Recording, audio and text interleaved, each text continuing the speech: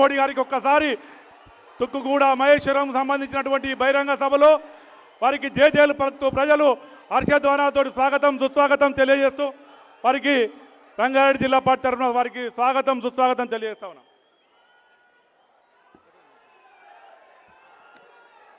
ప్రతి ఒక్కరూ భారతీయ జనతా పార్టీకి ఇంత పెద్ద ఎత్తున వచ్చినందుకు అందరికి పేరు పేరు నమస్కరిస్తూ, అన్నా మనం ఒక్కసారి ఆలోచించాలి.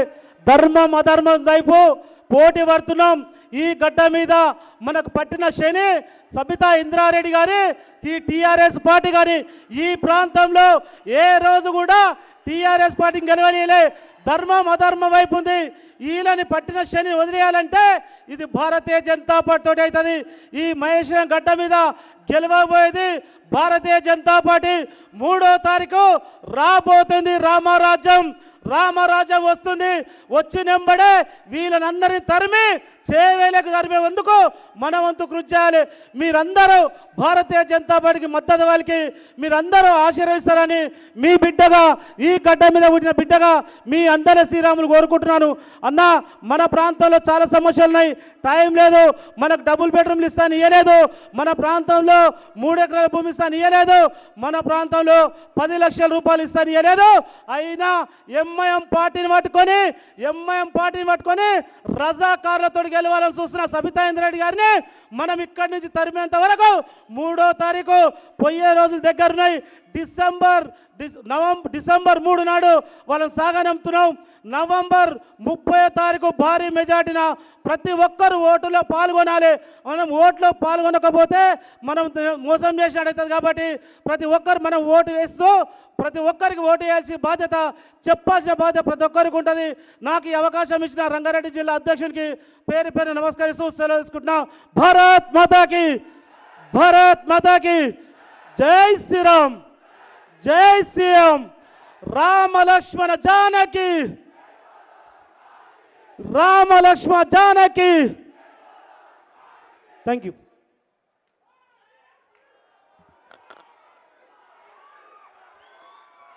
ఒక్కసారి మన మహేశ్వరం గడ్డకు, రంగారెడ్డి జిల్లాకు మొట్టమొదటిసారిగా విచ్చేసినటువంటి మన ప్రియతమ ప్రధాని, ఈ ప్రపంచానికే విశ్వగురువు, ఈ ప్రపంచంలో ఒక బలమైనటువంటి నేతగా ప్రపంచానికే దిశ చూపిస్తున్నటువంటి మన ప్రియతమ నేత నరేంద్ర మోడీ గారికి ఒక్కసారి పెద్ద ఎత్తున చప్పట్లతోటి అందరం కూడా స్వాగతం సుస్వాగతం తెలియజేస్తాం. అందరం కూడా అదేవిధంగా మన ప్రాంత ముద్దుబిడ్డ, ఈ మహేశ్వరం గడ్డలో పుట్టి ఈరోజు దేశానికే గర్వకారణమైనటువంటి మన ప్రియతమ నాయకుడు, కేంద్ర మంత్రివర్యులు, ఈ రాష్ట్ర అధ్యక్షులు గంగాపురం కిషన్ రెడ్డి గారిని మాట్లాడవలసిందిగా కోరుతా ఉన్నాం.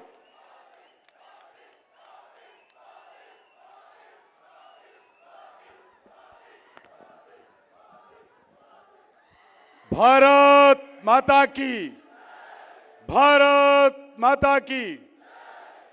నరేంద్ర మోడీ గారి నాయకత్వం, భారత ప్రధాని నరేంద్ర మోడీ గారి నాయకత్వం. వెనుక ఉన్నటువంటి వాళ్ళందరూ తొందరగా రావాలి, తొందరగా వచ్చి కూర్చోవాలి. 2 నిమిషాల్లో మన ప్రియతమ ప్రధానమంత్రి నరేంద్ర మోడీ గారు మనల్ని ఉద్దేశించి ప్రసంగించబోతా ఉన్నారు. కాబట్టి వెనుక ఉన్నటువంటి వాళ్ళు విడివిడిగా తొందరగా వచ్చి ఈ యొక్క సభలో కూర్చోవలసిందిగా కోరుతా ఉన్నాను.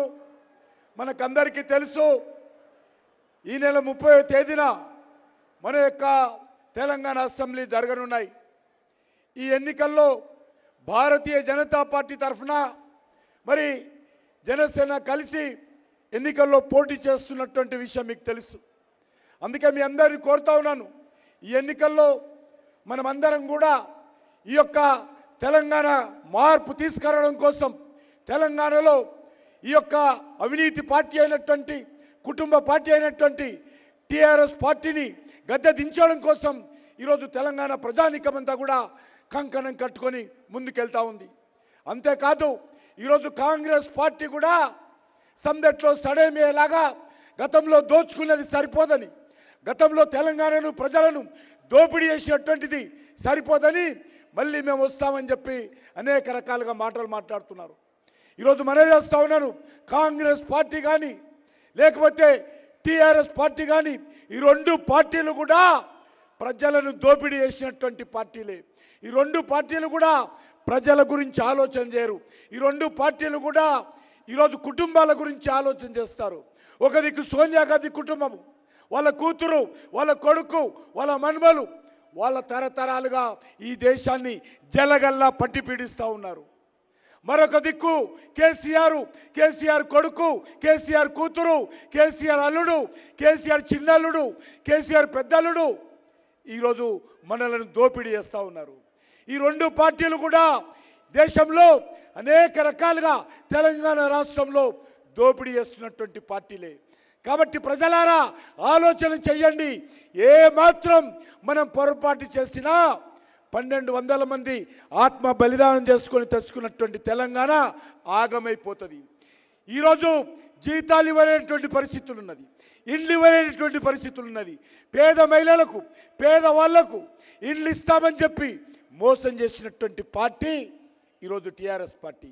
అందుకే ఒక దిక్కు టీఆర్ఎస్ పార్టీ, ఒక దిక్కు కాంగ్రెస్ పార్టీ ఈరోజు నరేంద్ర మోడీ గారి నాయకత్వంలో ఆ రెండు పార్టీలను కూడా ఓడించి తెలంగాణలో కూడా భారతీయ జనతా పార్టీని అధికారంలో తీసుకొచ్చే విధంగా ఆశీర్వదించాల్సిందే కోరుకుంటూ, వెనుక వస్తున్నటువంటి వాళ్ళు కొంత వేగంగా రావాలి, వచ్చి కూర్చోవలసిందిగా కోరుతూ సెలవు తీసుకుంటున్నాను. అందరూ కూడా నాతో పాటు నినాదాలు ఇవ్వాలి. రెండు చేతులెత్తి నినాదాలు ఇవ్వాలి. భారత్ మాతాకి. మనము తుగ్గూడ వాళ్ళము, మనం ఈ యొక్క మహేశ్వరం ప్రజానీకము, రంగారెడ్డి జిల్లా గడ్డ. రంగారెడ్డి అంటేనే దేశంలో ఒక ప్రత్యేకమైనటువంటి స్థానం ఉంది. ఈరోజు ఎన్నికల్లో కాంగ్రెస్ పార్టీని, అదేవిధంగా టీఆర్ఎస్ పార్టీని పొట్టున ఓడించాలంటే మన నినాదం ఇంకా గట్టిగా ఉండాలి. అందుకే అందరూ కూడా కోరుతా ఉన్నాను, రెండు చేతులు ఎత్తి పటపట పళ్ళు కొరుకుతూ ఈరోజు నినాదాలు ఇవ్వాలి. భారత్ మాతాకి, భారత్ మాతాకి. నరేంద్ర మోడీ గారి నాయకత్వం, నరేంద్ర మోడీ గారి నాయకత్వం. మనకందరికీ తెలుసు, రీజనల్ రింగ్ రోడ్ వస్తున్నది. Regional ring road, triple R road 26,000 కోట్ల రూపాయలతోటి నరేంద్ర మోడీ గారు మనకు రీజనల్ రింగ్ రోడ్డు శాంక్షన్ చేశాడు. అవునా? అందుకే ఒకసారి లేచి నిలబడి నరేంద్ర మోడీ గారికి స్టాండింగ్ ఓవేషన్ ఇవ్వాల్సిందే కోరుతా ఉన్నాను. నరేంద్ర మోడీ గారి నాయకత్వం, నరేంద్ర మోడీ గారి నాయకత్వం, నరేంద్ర మోడీ గారి నాయకత్వం. భారత్ మాతాకి, భారత్ మాతాకి. జై శ్రీరామ్, జై శ్రీరామ్, జై శ్రీరామ్.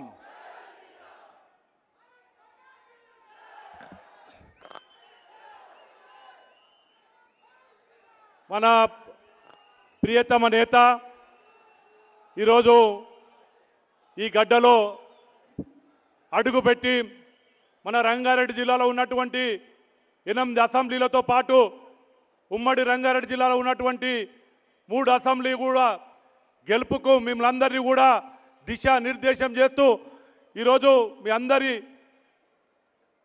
అందరి సహకారంతో ఈ రంగారెడ్డి జిల్లాలో ఉన్నటువంటి అన్ని అసెంబ్లీలు కూడా గెలుపుకు మిమ్మల్ని కూడా స్ఫూర్తి ప్రదాతగా వచ్చినటువంటి మన ప్రియతమ నేత, మనందరి కూడా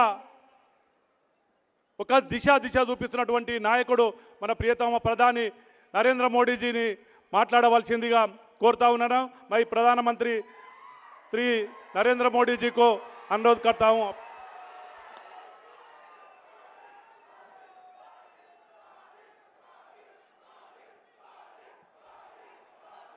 भारत माता की, भारत माता की, भारत माता की. ना तेलंगाना కుటుంబ సభ్యులందరికీ శుభాభినందనలు. तेलंगाना की इस धरती पर आप सभी को मेरा नमस्कार.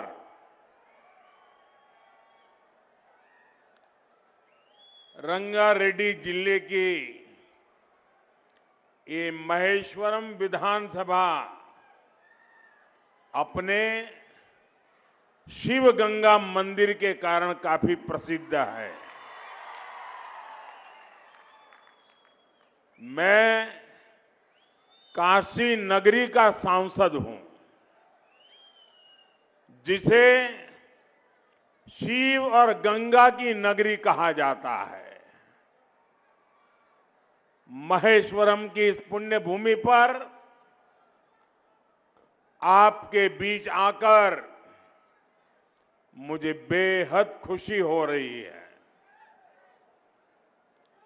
आप सभी ने इतनी बड़ी संख्या में यहां आकर स्पष्ट संदेश दे दिया है। राजनीति के ज्ञानियों को संदेश दे दिया है। दिल्ली में एयर कंडीशन बेड में बैठ करके बड़ी बड़ी बातें करने वालों को संदेश दे दिया है कि तेलंगाना में बीजेपी के लिए विश्वास लगातार बढ़ रहा है। तेलंगाना बीजेपी को मौका देने के लिए यहां की जनता जनार्दन तत्पर दिख रहा है। ना कुटुंब सभ्युलारा, तेलंगाना के पास टर्मरिक है, तेलंगाना के पास टैलेंट है, तेलंगाना के पास ट्रेडिशन है, तेलंगाना के पास टेक्नोलॉजी है। लेकिन इन सब के बावजूद तेलंगाना के सामर्थ्य को बीआरएस के कुशासन और करप्शन के कारण अपना उचित स्थान नहीं मिल पाया। लेकिन अब समय बदल रहा है। बीजेपी पर आप सभी का बढ़ता विश्वास तेलंगाना को नई ऊंचाइयों पर ले जाएगा। लेकिन आपको कांग्रेस और बीआरएस से उतना ही सतर्क भी रहना है। कांग्रेस और बीआरएस के लोग यहां लगातार झूठा प्रचार कर रहे हैं। ये लोग एक दूसरे पर आरोप लगाते हैं, लेकिन भीतर ही भीतर ये मिले हुए हैं। ये जो बाहर बोल रहे हैं ना, वो तो ड्रामेबाजी है। और आप इतिहास खोल करके देख लीजिए, इनका रिश्ता तो 40-50 साल पुराना है। मैं आपको याद दिलाता हूं, केसीआर ने अपनी राजनीति की शुरुआत किस पॉलिटिकल पार्टी से की थी? कांग्रेस। किस पार्टी ने उन्हें 2004 में दिल्ली में कैबिनेट मिनिस्टर बनाया? कांग्रेस। जब तेलंगाना बना तो वो किस पार्टी के नेताओं के पास गए? कांग्रेस। राष्ट्रपति चुनाव में द्रौपदी मुर्मू जी के खिलाफ बीआरएस ने किस पार्टी का समर्थन किया? कांग्रेस। उपराष्ट्रपति के चुनाव में ये किस पार्टी के साथ गए? कांग्रेस।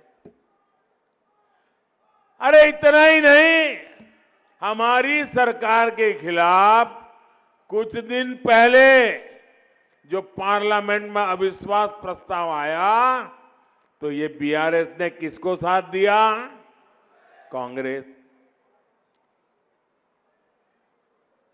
तो इनका असली दोस्त कौन है? इनकी मिलीभगत किससे है? उनका नाता किससे है?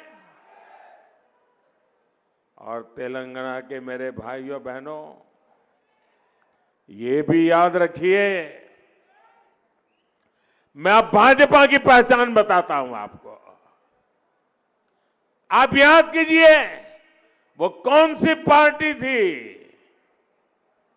इन्हें हुजराबाद में हराया बीजेपी ने हराया। किस पार्टी ने इन्हें दुबक्का में हराया? बीजेपी ने। किस पार्टी से जीएचएमसी के चुनाव में हारते हारते बच गए? बीजेपी।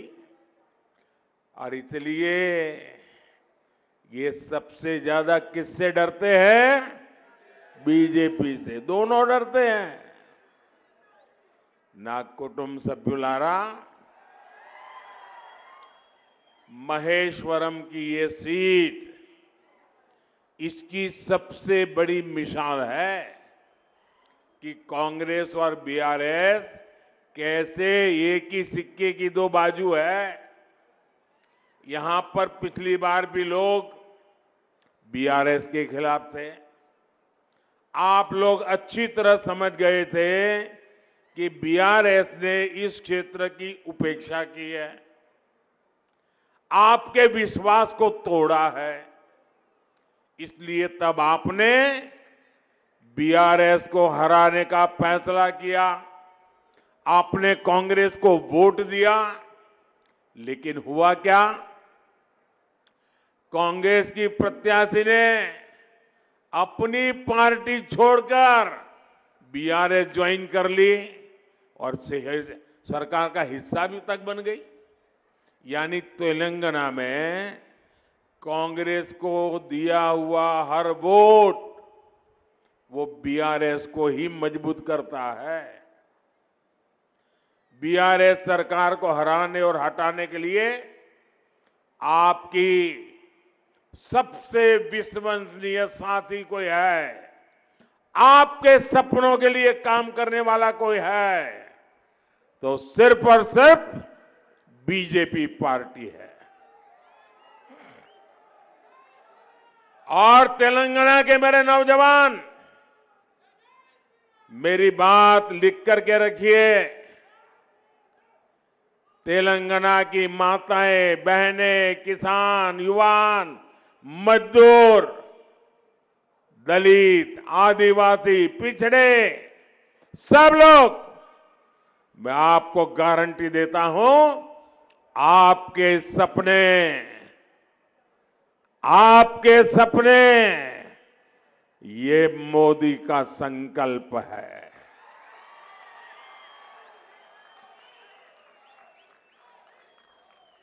ना कुटुंब सभ्युलारा, महेश्वरम के लोगों को हो रही परेशानियां यहां वर्षों तक रहे कुशासन का भी बड़ा प्रमाण है। यहां ज्यादा पानी या कम पानी दोनों ही आफत का कारण बनते हैं। बारिश के समय यहां के अनेक इलाके पानी में डूब जाते हैं, जिससे लोगों को मुश्किल होती है। वहीं दूसरी ओर महेश्वर के अनेक हिस्सों में लोग पीने के पानी की किल्लत महसूस करते हैं। कांग्रेस और बीआरएस ने यहां क्या किया, उसकी असलियत यही है। लेकिन मैं आपको विश्वास दिलाता हूं, आप बीजेपी को सेवा का मौका देंगे तो बीजेपी जल्द से जल्द इस समस्या का भी समाधान करेगी।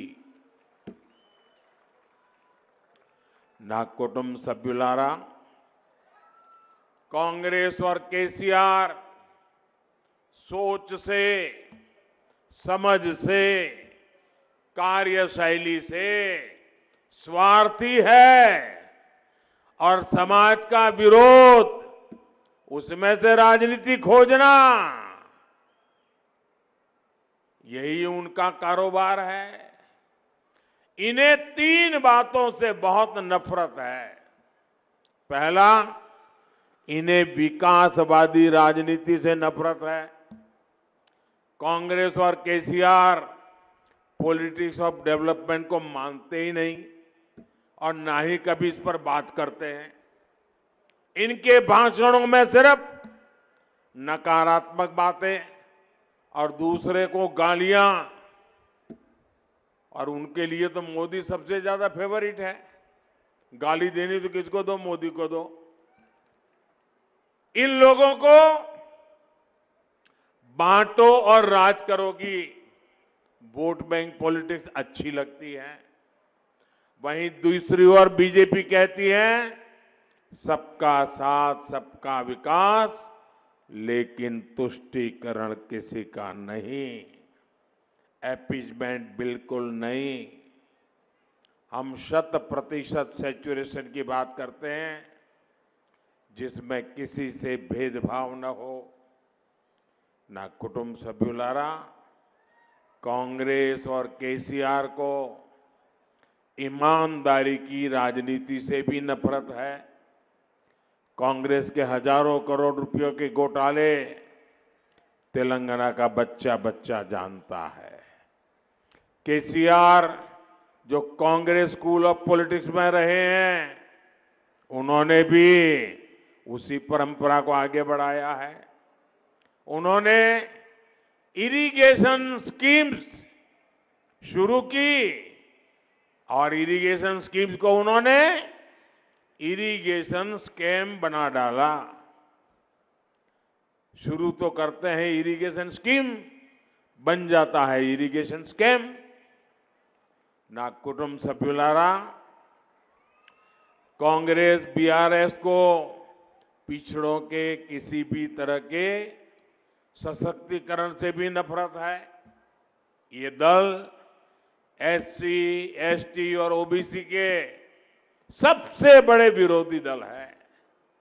इन्होंने हर कदम पर एससी, एसटी और ओबीसी नेताओं का अपमान किया है। कांग्रेस तो इतनी ज्यादा बीसी समाज की विरोधी है कि उसने, कांग्रेस पार्टी के प्रेसिडेंट थे सीताराम केसरी, ओबीसी थे, उस बुजुर्ग नेता को उठा करके कांग्रेस दफ्तर से बाहर फेंक दिया था। कांग्रेस के नेता लगातार बीसी समाज को चोर बोलते हैं और बीसी को चोर कहने के कारण कांग्रेस को एक नेता को कोर्ट ने 2 साल की सजा लगा दी है, अभी जमानत पे घूम रहे हैं। लेकिन अभी भी उनका घमंड 7वें आसमान पर है। बीसी समाज का ये घमंड तोड़ कर रहे। ये बीसी समाज कांग्रेस के इस घमंड को चूर चूर करके रहेगा और ये हम सब ने संकल्प करना चाहिए। ना कुटुंब सभ्युलारा, ये लोग शोषितों वंचितों के साथ नहीं, बल्कि इन्हें सबसे ज्यादा अपना स्वार्थ दिखता है। केसीआर ने दलित सीएम बनाने का वादा किया था, लेकिन हुआ कुछ नहीं। इनकी दलित बंधु स्कीम बीआरएस विधायक बंधु स्कीम बन गई। इन दोनों दलों ने मिलकर भारत की पहली महिला आदिवासी राष्ट्रपति द्रौपदी मुर्मू जी को हराने के लिए भी आकाश पाताल एक कर दिया। ना कुटुंब सभ्युलारा, सच्चे विकास का सबसे बड़ा उद्देश्य यही है, यह सभी व्यक्तियों तक पहुंचे, न कोई पीछे छूटे और न किसी को पीछे छूटे जाने का एहसास हो। दशकों तक तेलंगाना के बीसी समाज के लोगों ने खुद को उपेक्षित महसूस किया। हमेशा उनका अनादर किया गया। लेकिन अब बीजेपी ने यह वादा किया है कि इस क्षेत्र को अब बीसी समाज से आने वाला पहला सीएम मिलेगा। ये हमारा वादा है आपको। अब जिम्मेवारी आपकी है। अगर आप बीसी सीएम चाहते हैं तो सबने मिलकर के बीजेपी को जिताना होगा। आपके सपने पूरा करने का काम हम करेंगे। और बीजेपी जो कहती है वो करके दिखाती है। ना कुटुंब सभ्युलारा, बीजेपी को इस बात का भी एहसास है कि यहां दलित समुदाय कितनी समस्याओं से जूझ रहा है।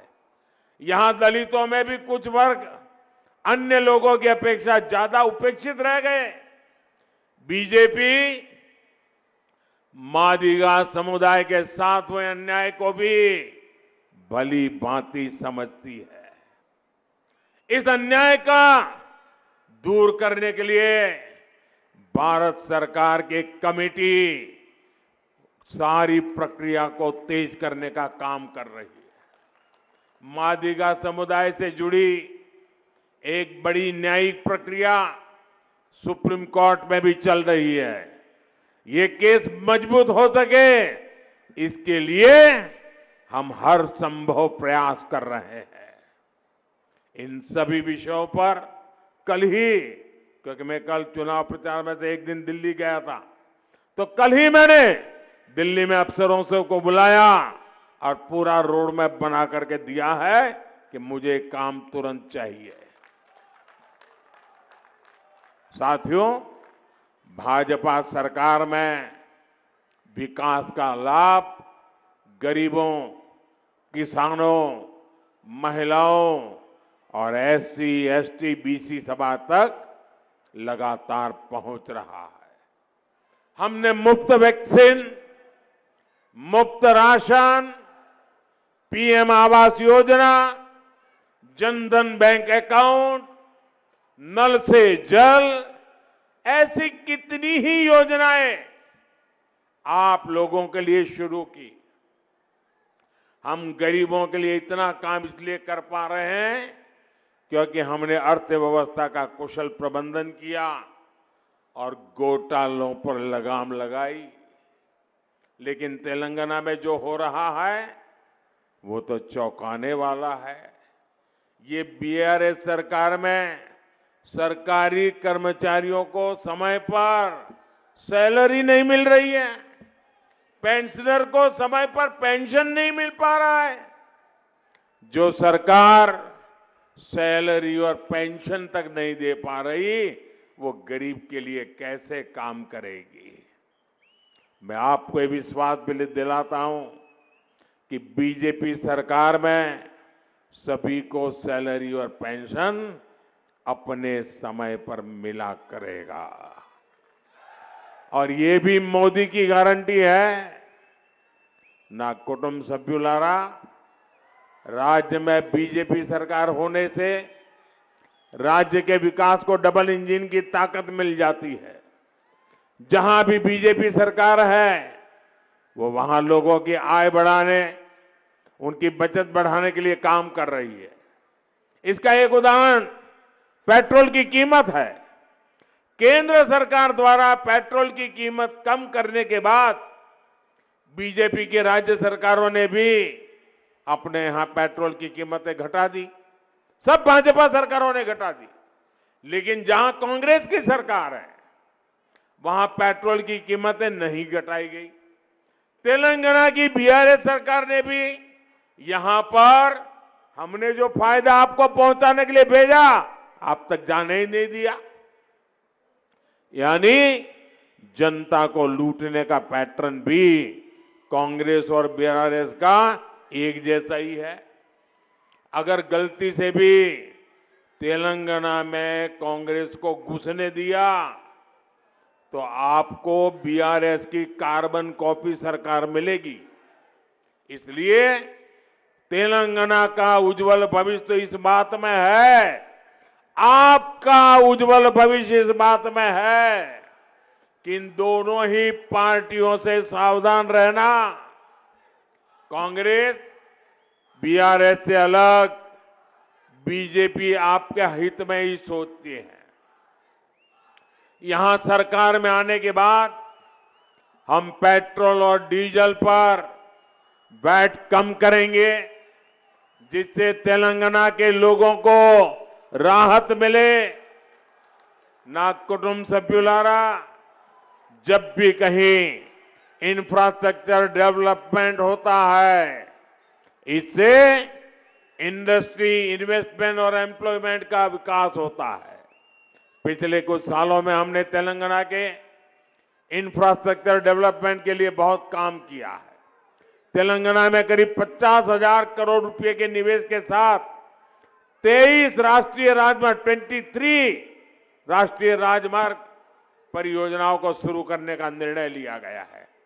नागपुर विजयवाड़ा एक्सप्रेसवे परियोजना में 400 किलोमीटर लंबा ग्रीनफील्ड कॉरिडोर है, जिसकी मंजूरी केंद्र सरकार ने दी है। इसके अलावा सैकड़ों करोड़ के हैदराबाद रीजनल रिंग रोड योजना भी है। इससे संगारेड्डी, तुप्रान, चोटुम्पल, अमंगल और शंकरपल्ली क्षेत्र जुड़ेंगे। सिकंदराबाद को विशाखापट्टनम से जोड़ने वाली वंदे भारत ट्रेन को शुरू किया गया है। काचीगुड़ा, बेंगलुरु, सिकंदराबाद, पुणे और सिकंदराबाद, तिरुपति के बीच भी वंदे भारत चलाई जा रही है। इन सारे प्रोजेक्ट से तेलंगाना युवाओं को काफी लाभ होगा। इन्हें रोजगार के नए अवसर मिलेंगे। ना कुटुंब सभ्युलारा, बीजेपी के इन प्रयासों के बीच आपको एक और बात याद रखनी है।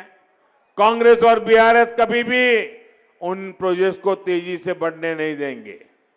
हर कदम पर ये प्रोजेक्ट का इस्तेमाल एटीएम की तरह करेंगे और हर वो हथकंडा अपनाएंगे कि प्रोजेक्ट डिरेल हो जाए।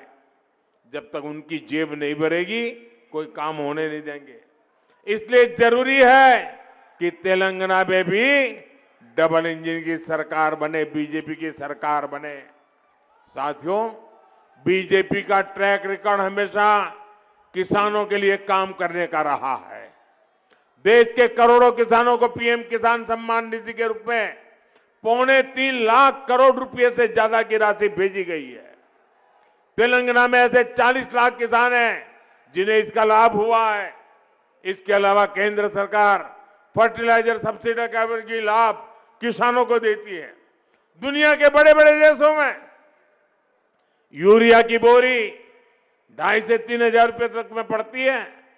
भारत को भी प्रति बोरी यूरिया इतने ही खर्च करना पड़ता है लाने के लिए, लेकिन बीजेपी सरकार वो बोरी भले महंगी लाए, लेकिन मेरे किसान को तो 300 से भी कम रुपये में मुहैया करा देती है। ना कुटुंब सभ्युलारा, बीते वर्षों में यहां पैडी की 1,30,000 करोड़ रुपए से ज्यादा की खरीदी हुई है। केंद्र सरकार किसानों से बॉइल्ड राइस भी लेती है। अब हमारी सरकार ने निश्चय किया है कि इस खरीफ सीजन में तेलंगाना के किसानों से 20 lakh metric ton boiled rice अतिरिक्त खरीदा जाएगा। इससे एमएसपी का और ज्यादा लाभ हमारे किसानों को मिलेगा।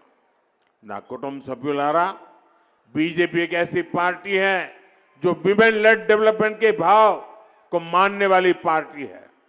बीजेपी ने हाल में नारी शक्ति वंदन अधिनियम को पास किए के महिलाओं के लिए नया इतिहास रचा है। नारी सशक्तिकरण के लिए यह धारा तेलंगाना में भी बह रही है। हमने करोड़ों महिलाओं को धुएं से मुक्ति का जीवन दिया है। हमारी बेटी बचाओ बेटी पढ़ाओ और सुकन्या समृद्धि योजना जैसे अभियानों को पूरी दुनिया सराहा है। गांव में जमीनी स्तर पर महिला उद्यमियों का निर्माण हो, इसके लिए तेलंगाना बीजेपी ने नए संकल्प लिए हैं। मुझे विश्वास है कि तेलंगाना की महिलाएं बीजेपी को मिले समर्थन का सबसे मजबूत आधार बनेगी। ना कुटुंब सभ्युलारा, बीजेपी अकेली पार्टी ऐसी है जिससे आपके बच्चों की चिंता है, आपके बच्चों के भविष्य की चिंता है। जबकि कांग्रेस और बीआरएस दोनों ही अपने परिवार के बच्चों के लिए चिंतित है।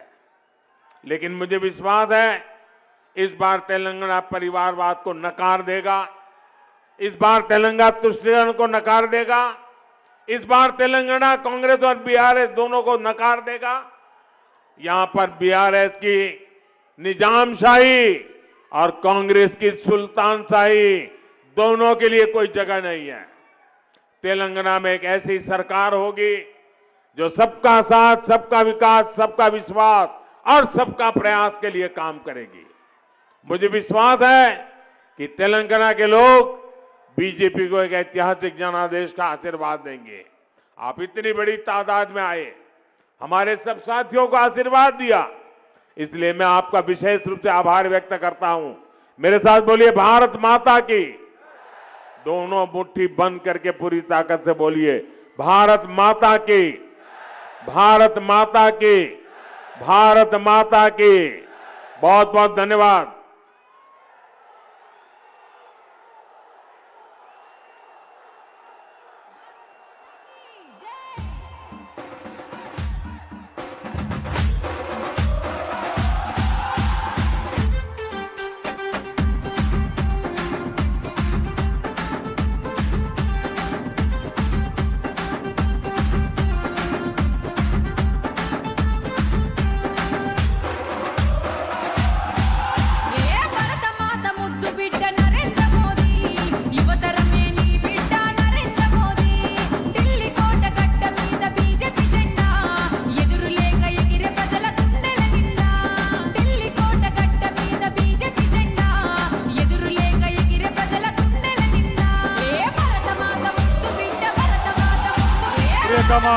ప్రధాని అశేష జనవాహిని ఉద్దేశించి ఇంత పెద్ద ఎత్తున వారికి మద్దతుగా